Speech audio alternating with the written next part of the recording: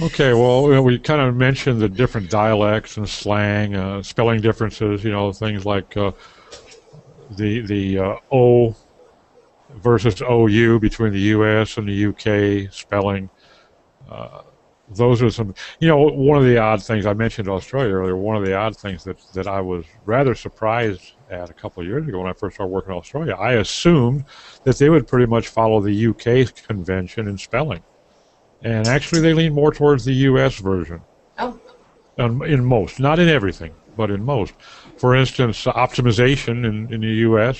uses a zeta, whereas in the U.K. it's an S, right. and in Australia they use a Z. Okay, harbor, which is just OR in the U.S., is OUR in the U.K., and I see kind of a split on that. It depends on who you're talking to in Australia. They're both commonly accepted, Right. but knowing the differences in spelling and slang and dialect, we kind of touched on already. And I think one of the other things that's important that we talk about is the difference in marketing styles. Mm, The approach that you might take in the U.S. market versus an Eastern Bloc European market versus Asia are very different. People will get very turned off in Asia by your marketing style that would be effective in the U.S. right. You have to be cognizant of those cultural differences because if you come across pushy, you'll not only you not only get ignored, you can get blackballed and bad-mouthed and just do yourself tremendous harm. And we all know it takes 1,000 attaboys to wipe out one aw crap. Yeah. Trying to Well, recover from negativity is difficult. So, better to be forewarned. absolutely. The other thing I want to add to that is gender roles, economic conditions, and I think you wrote a post for us a while ago about that. Religion. These are all things that political considerations, educational standards, and then of course civil unrest. I mean, that's just goes without saying. One of the guys that Doc and I both know and really really like a lot is Wissam, and he's all over the Middle East, and he can tell you, you do not market to women in Saudi Arabia the same way you would to women in South America, or women in South America versus women in France. So, I mean, just gender roles alone plays a huge role in how you market, how you speak to them, how you approach them. Sure, a lot of them are on social now, which is great, but you've got to again understand the nuances. You have to be sensitive to the language, not just in a for gender basis, but I mean, you can't make fun of women that wear burqas, even though in some countries it's considered silly and stupid and whatever. But if you want to penetrate Qatar, where 90% of the people that live in Qatar are well educated, huge level of income. So if you're going to go for an Arab market, especially for a women Arab market, I say go to Qatar because 90% of them there have MBAs, if not PhDs. They're all over 100,000 K a year, and guess what? A lot of them wear burqas. So, religion and gender, I think, is huge in international market. Yep. Now, economic conditions. You want to talk about that? Economic limitations. Well, certainly, I think that you need to have some sensitivity to that. I would think that a marketing ploy is presenting the wonderful advantages of some 5-digit price tag to a very low income region would not only not yield any sales, but would probably engender an awful lot of ill feeling towards the brand. Right.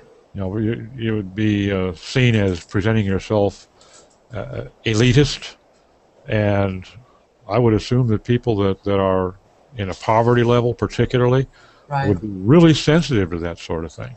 Right. And you gotta, and you gotta understand too. There are people in that same culture that are not at a poverty level that might be quite affluent, but are sensitive to the status of their people and the conditions that some people are living in. That might be able to buy your product or service, that would be totally turned off and decide you're the last source in the world that they would go to. Right. Right. Again, sensitivity, I think, is probably the key word for all of this, and sensitivity to the search engine, to the region, to the social mores and cultural and religious aspects, the language. If you're not plugged in, you're fighting an uphill battle.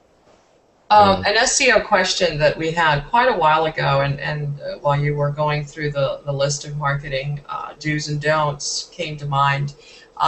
Someone asked us, will a translated page, let's hypothetically say a client has 3 different countries that they're trying to approach, and they have it on 3 separate pages. One of the questions was, is that not considered duplicate content?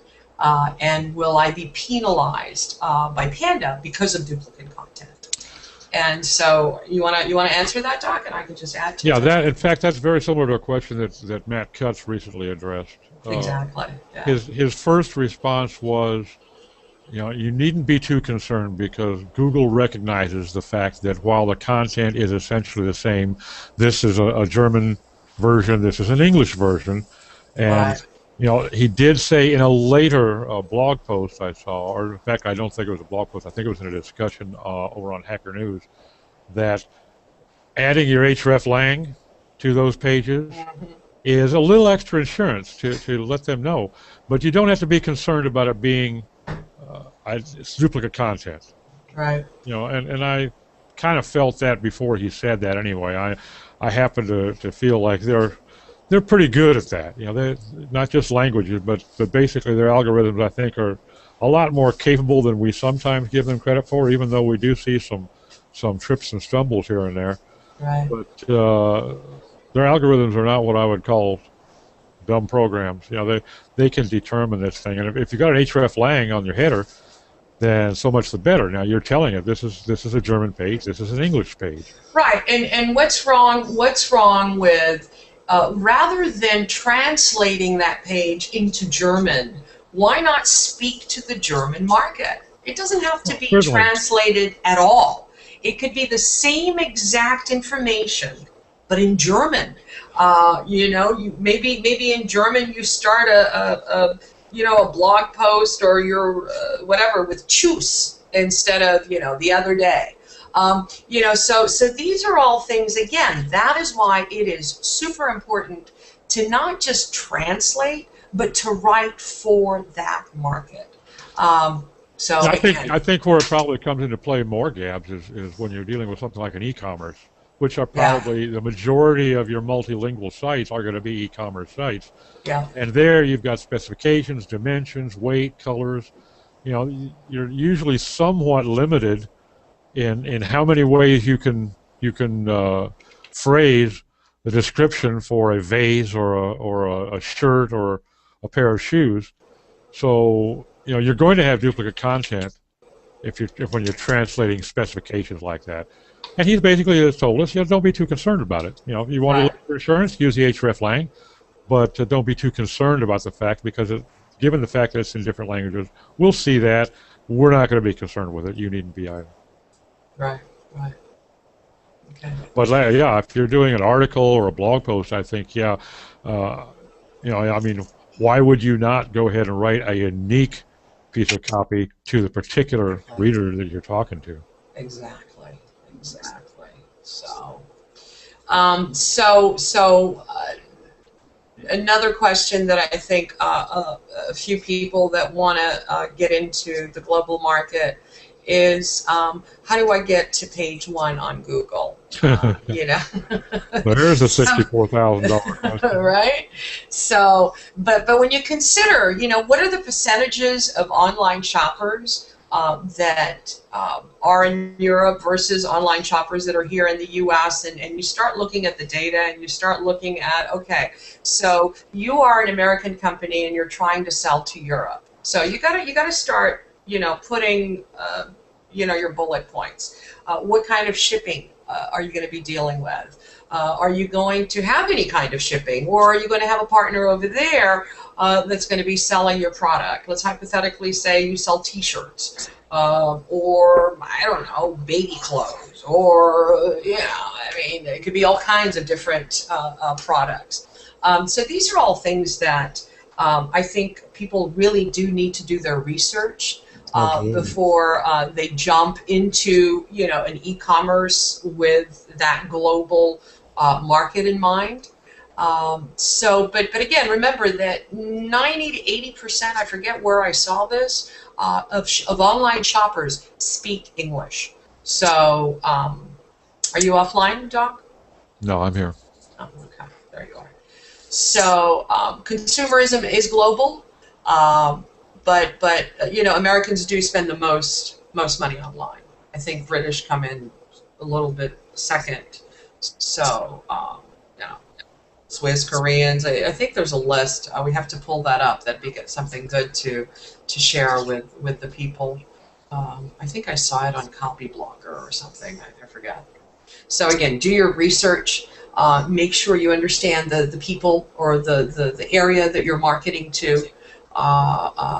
Learn what's offensive, what's not. Definitely check out the competition. Who knows what the competition in that particular country is doing? And if there is no competition, be concerned. I think competition is very good. Learn, obviously, the language if you can. Do you have some more input, Doc, some things to... Well, I think that, learning to some degree...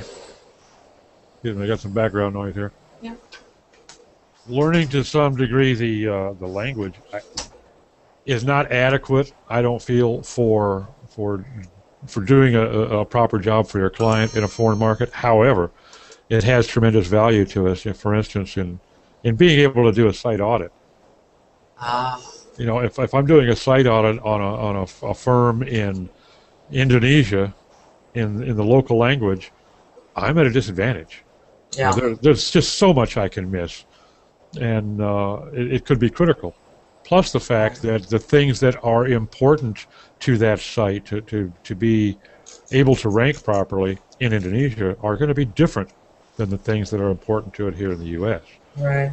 So again, that's a good instance where you want to have some international alliances that you can work with, such as you've put together on Level 343. Being able to go to someone who is local to that market, right, and has years of experience in the field is invaluable. Right. Right. And again, not just for all the points that we discussed, but just for reassurance for clients. It always looks good when you get to a meeting with a client, whether it's a conference call or whether it's an email, and you have people in that particular area with the conference, within the conference. The client feels more assured. They can actually talk to the person. They can email the person. Absolutely. They can ask them questions. So build a good team, and regardless of whether you're meeting them face to face, make sure you surround yourself with intelligent people and look professional, unlike us. But, No, it definitely has some real value. Yeah. So I think we've covered quite a bit this time, don't you? Yeah, I think we could probably go on for hours. Yeah. About, little aspects that are important, but I think we've covered the high points and certain things that need to be looked at by anybody that wants to do either e-commerce or handling clients in another culture. These are important things, and if you're going up a competitor, and I actually had a conversation online the other day with somebody who was doing some international copywriting. And his stance was, but there's only one competitor that I have that's doing it over there, and he's here in Right. the UK too. Okay, so fine. So now you've lowered yourself to his level. You're trying to operate in an Eastern Bloc country with another, a second language, and since your competitor is doing the same thing, you're content with that. Well, what an Right. opportunity to excel. Build an alliance in that country, and you can leave that competitor Right. on page Right. 9 so fast. Yeah, and yet he was perfectly content to just let it ride like that. And I just shook my head and left. I couldn't understand it. When somebody hands you some high octane to put in your race car, Right. why would Right. you not use it? I think competition is good for a business, because when you don't have competition, like you said, people just sit on their laurels. All of a sudden, they're like, "Oh well, we've got plenty of business," and and they kind of get sloppy. They get sloppy and lazy. So, Yep. I don't know who it was. Some famous soul decades ago said, good yeah, enough true, never is. true. Don't I can't understand that philosophy to accept good enough. But some people are content. And in fact, I've even run across clients that had that attitude on their own dime. Oh, And that's just scary. yeah, They're yeah, willing to spend $1,000 a month, and all they want to do is just be able to show some progress. They don't care if it's 2% or 20, just so long as it's showing some progress, they're content. right. Good Um, Lord.